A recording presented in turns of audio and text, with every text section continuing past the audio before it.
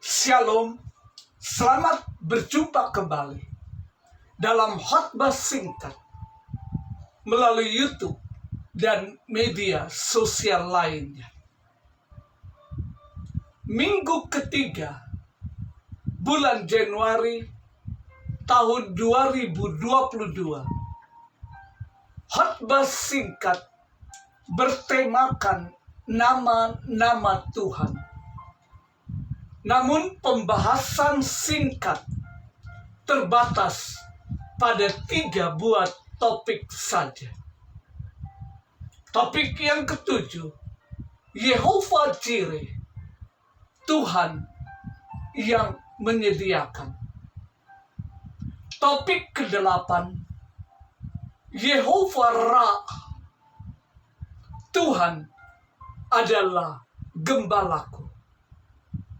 Kedua video sudah tersedia pada YouTube Berti Wauruntu. Silakan saksikan. Dan topik yang ke-9, Yehovah Shalom, Tuhan adalah damai sejahtera. Kita buka dan baca Alkitab kita di dalam kitab Hakim-Hakim pasal 6 ayat 22 sampai 24. Kitab Hakim-Hakim pasal 6 ayat 22 sampai 24. Maka taulah Gideon bahwa itulah malaikat Tuhan. Lalu katanya, celakalah aku, Tuhanku Allahku, sebab memang telah kulihat malaikat Tuhan dengan berhadapan muka. Tapi berfirmanlah Tuhan kepadanya, selamatlah engkau. Jangan takut, engkau tidak akan mati. Lalu Gideon mendirikan mezbah di sana bagi Tuhan dan menamainya, Tuhan, itulah keselamatanku. Di dalam King James dikatakan, Tuhan Allah adalah damai sejahteraku. Mezbah itu masih ada sampai sekarang di Ofra, kota orang Abiezer. Yehovah Shalom artinya Allah damai sejahtera. Bertujuan untuk mengetahui kepenuhan damai sejahtera yang sempurna, atau shalomnya, damai sejahtera yang melampaui segala pengertian, akan menopang kita bahkan melalui masa-masa sulit. Inilah yang dihadapi oleh Gideon dan umat Israel pada saat itu. Namun, nama Yehovah Shalom yang dinyatakan kepada Gideon pada saat ia menghadapi satu tugas yang berat. Tuhan datang kepada Gideon dan memerintahkan agar memimpin bangsa Israel untuk berperang, untuk menerima kemenangan atas orang Median yang selama waktu itu menindas umat Israel.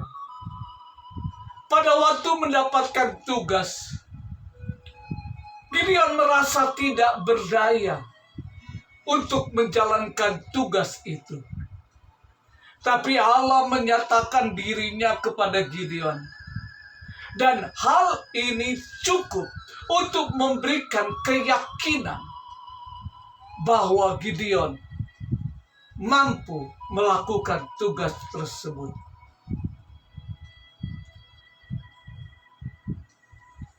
Pada saat peristiwa kelahiran Tuhan Yesus, malaikat surga menaikkan pujian seperti yang terungkap di dalam kitab Injil Lukas.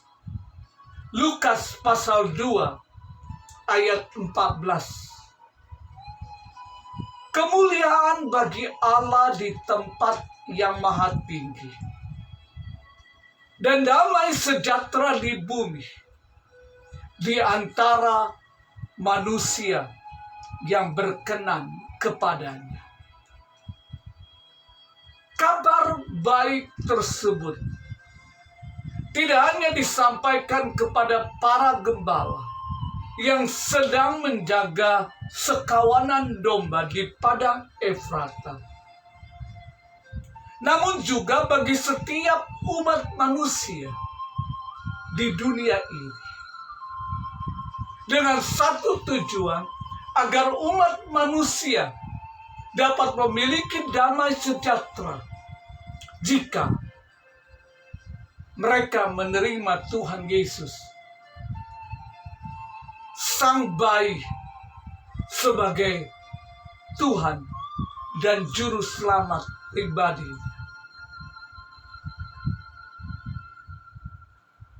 Namun sebutan namanya sebagai Tuhan pemberi damai sejahtera saat ini sering diplesetkan oleh umat manusia. Umat manusia menganggap kata shalom yang berarti damai itu identik dengan tidak ada masalah, tidak ada sakit penyakit, tidak ada bencana, tidak ada kebangkrutan, tidak ada kehancuran, dan lain sebagainya. Hal ini juga terjadi pada umat percaya.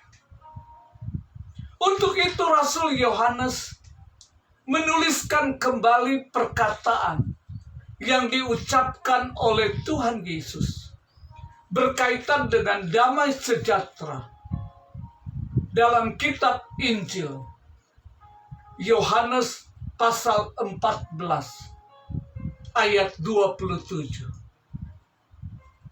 Damai sejahtera ku tinggalkan bagimu, damai sejahtera ku berikan kepadamu. Dan apa yang ku berikan tidak seperti yang diberikan oleh dunia kepadamu. Janganlah gelisah dan gentar hatimu. Damai sejahtera Tuhan Yesus berikan kepada umat percaya dan umat manusia jika umat manusia itu menerima Tuhan Yesus sebagai Tuhan dan Juru Selamat pribadi. Damai sejahtera yang Tuhan berikan tidak seperti apa yang dunia berikan. Tujuan Allah memberikan damai sejahtera agar setiap umat percaya tidak lagi memiliki kegelisahan, kegentaran hatinya saat menghadapi berbagai masalah, pencobaan, penyakit, dan tantangan selama hidup di dunia ini. Ingat ketakutan Gideon dan umat Israel saat itu menghadapi kekejaman bangsa Midian, maupun juga terhadap bangsa-bangsa lain pada masa yang berbeda. Ketakutan tidak hanya mencakup kekerasan fisik, namun juga rasa takut yang mempengaruhi cara berpikir dan bertindak. Namun saat Yehova Shalom melalui malaikatnya, melalui firman-Nya, dan sarana lainnya datang kepada umat percaya, semua ketakutan lenyap. Ingatlah, lihatlah pertolongan Tuhan tidak pernah terlambat. Amin. Ingat, selama umat percaya tetap beriman kepada Yesus, Sang Pemberi damai sejahtera, maka damai sejahtera yang melampaui segala pengertian, damai sejahtera tersebut tidak akan pernah hilang dalam umat percaya. Karena damai sejahtera selalu berhubungan dengan keselamatan rohani dan kebebasan rohani. Iman di dalam Kristus Yesus, bukan dengan hal-hal yang bersifat duniawi dan fisik. Hiduplah dengan damai sejahteranya selama tahun 2022, maka kita akan terbebas dari segala penyakit fisik dan psikis. Terimalah dengan amin.